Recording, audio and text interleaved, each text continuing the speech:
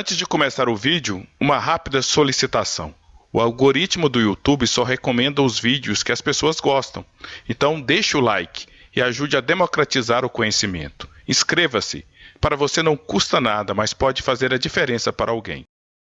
No início do filme, quando Nietzsche chorou, a personagem Lou Salomé pergunta a Nietzsche: por que diz que Deus está morto e não que ele nunca existiu? Essa pergunta é fundamental para entender uma das mais polêmicas frases proferidas na história da filosofia. Uma frase que foi tema de filmes, de músicas e gerou muita indignação e reflexão. Nietzsche poderia ter simplesmente afirmado que Deus não existia, já que o ateísmo já era relativamente comum na história da filosofia. Antes dele, Diderot, Marx, Bakunin, Comte, só para ficar entre os mais famosos, divulgaram abertamente suas posições ateístas.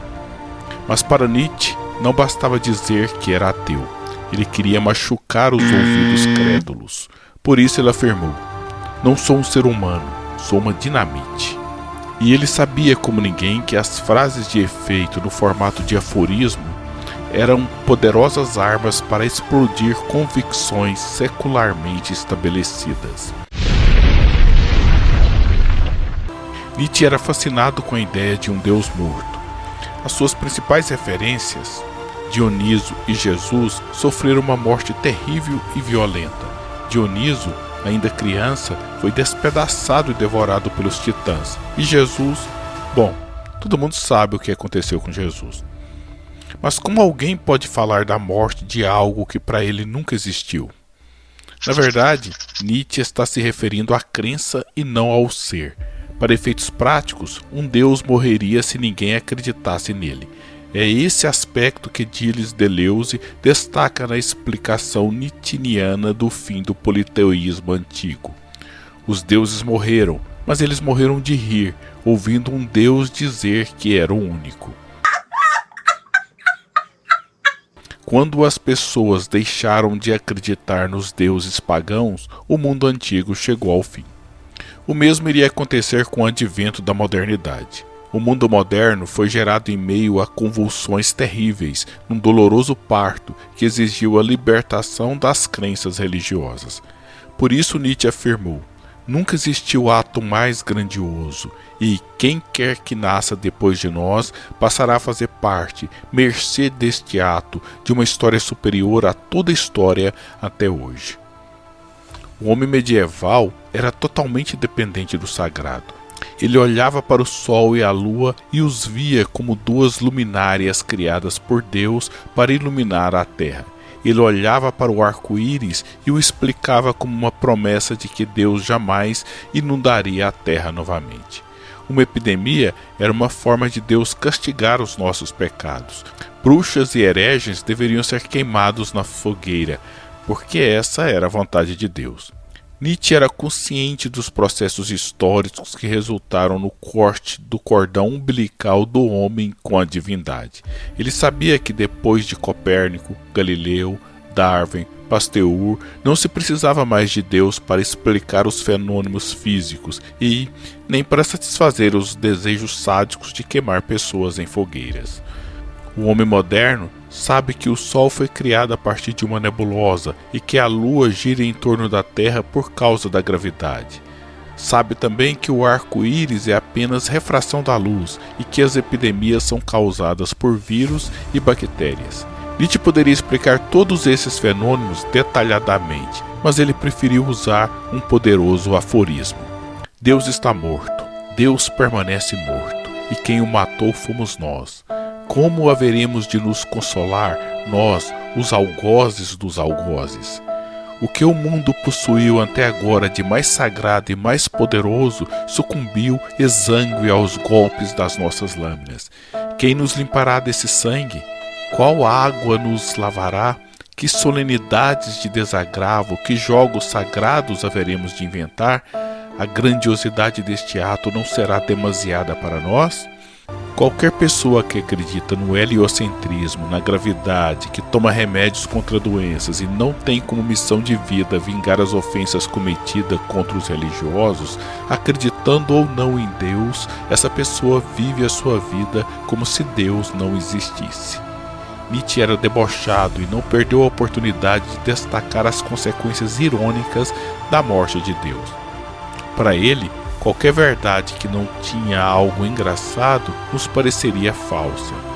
E há algo bem engraçado na morte de Deus, conforme foi destacado por Georges Minoir.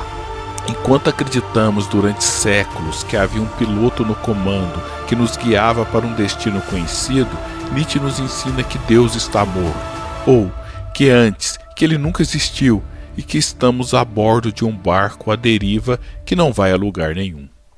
Não é para morrer de rir? Aperte o cinto, porque não tem ninguém pilotando esse planetinha azul.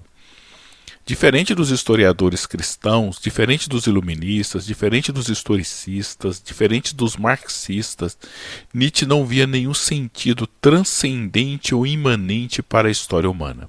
Não há um propósito predefinido a ser cumprido no processo histórico. As coisas se desenrolam no movimento cíclico do eterno retorno. A ideia da morte de Deus também tem consequências para a utopia de Nietzsche sobre o ser humano ideal. O super-homem de Nietzsche é um indivíduo que consegue viver além do bem e do mal, ou seja, uma pessoa que não está nem aí pelas regras, pelas leis e pelos costumes da sociedade. Para se libertar disso tudo, era preciso romper com a coerção associada à existência de Deus, pois ela impediria que o sujeito vivesse plenamente a sua vida. Nietzsche afirma: a ideia de Deus inventada para servir de antítese à vida, nela tudo o que há de nocivo, de envenenado, de caluniador, toda a hostilidade mortal contra a vida sintetizada numa espantosa unidade. A morte de Deus abre uma perspectiva sem precedente de libertação humana. Nietzsche pergunta: não teremos de nos tornar nós próprios deuses para parecermos apenas dignos dele? O homem tem que tornar Deus de si mesmo, assumir as rédeas do seu destino e a responsabilidade por tudo o que ele faz, em vez de se esconder no argumento. Aconteceu porque Deus quis, nós devemos assumir. Aconteceu porque nós fizemos. Dizem que um filósofo perguntou a um teólogo: onde estava Deus em Auschwitz? E o teólogo respondeu: a pergunta certa é onde estava o homem em Auschwitz. O ser humano é capaz de coisas belas e terríveis, mas tem que ter coragem de assumi-las. Você que é cristão ou adepto de outra religião, eu sugiro que você não deixe sua indignação impedir de conhecer Nietzsche melhor. Como quase todos os grandes filósofos, Nietzsche tem ideias geniais, mas também algumas absurdas. Cabe a nós fazer a filtragem e aproveitar bem o que cada um deles tem a oferecer. No caso de Nietzsche, é preciso ter muita paciência com ele. Ninguém tem paciência comigo.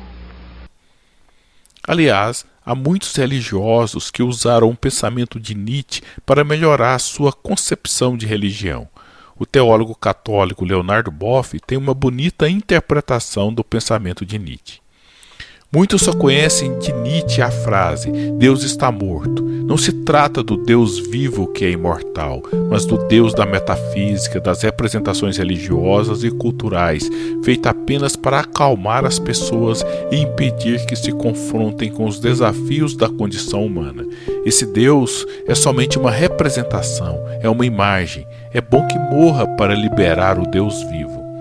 O teólogo protestante Caio Fábio também pensa de modo semelhante. O Deus que para Nietzsche morreu foi o Deus que já nasceu morto, o Deus da religião. Esse Deus das virtudes do judaísmo, do cristianismo e do islamismo é o grande promotor das guerras, das desarmonias vistas e vomitadas neste planeta moribundo, porém muito ocupado pelos temas de mosquito dos grupos fundamentalistas e monoteístas existentes na Terra. Esse Deus é a morte da Terra. Esse Deus não é Deus. Esse Deus tem sido frequentemente um diabo. Esse Deus tem que morrer. É possível então usar Nietzsche para mudar a nossa relação com a divindade. Nietzsche afirmou: Nunca acredite num Deus que não saiba dançar. Em vez do Deus sisudo e implacável, Nietzsche mostra a possibilidade de encontrar um Deus bem-humorado, um Deus dançarino, um Deus artista. Então, antes de mandar Nietzsche para o inferno, seja condescendente com uma alma atribulada e desesperada para encontrar respostas a perguntas que poucos ousaram formular. E lembre-se, é provável que Nietzsche conhecesse a Bíblia e a teologia muito mais do que você. Olá, se você gosta desse tipo de vídeo, você é uma pessoa diferenciada e inteligente. Então, venha fazer parte do clube, inscreva-se no canal. Eu sou o professor Eliezer e agradeço pela atenção.